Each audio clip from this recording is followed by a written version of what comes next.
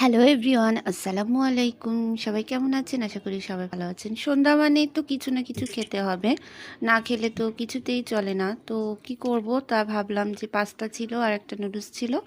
তো পাস্তা আর নুডলস রান্না করে ফেলি। তো এখানে আমি ছোট আলু সিদ্ধ করে নিয়েছি, কাঁচামরিচ, মটরশুঁটি আর টমেটো কেটে নিয়েছি।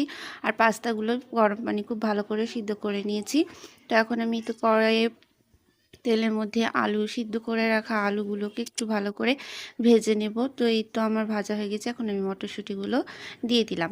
আর তার সাথে কাঁচামরিচ আর টমেটো কুচি এগুলো দিয়ে খুব ভালো করে ভেজে নেব। আর সামান্য একটু লবণ দিলাম। তারপরে এই তো একটা ডিম আমি দিয়ে দিলাম এর মধ্যে।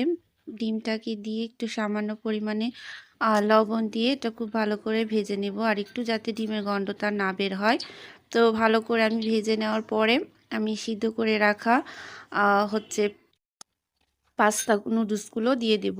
তো দিয়ে দিলাম পাস্তা নুডলসগুলো। এখন আমি একটু ভালো করে নেড়ে নিচ্ছি। এরপর একটু লবণ আর এই তো টেস্টিং সল্ট মানে নুডলসের যে মশলাটা থাকে সেটা আমি দিয়ে দিলাম।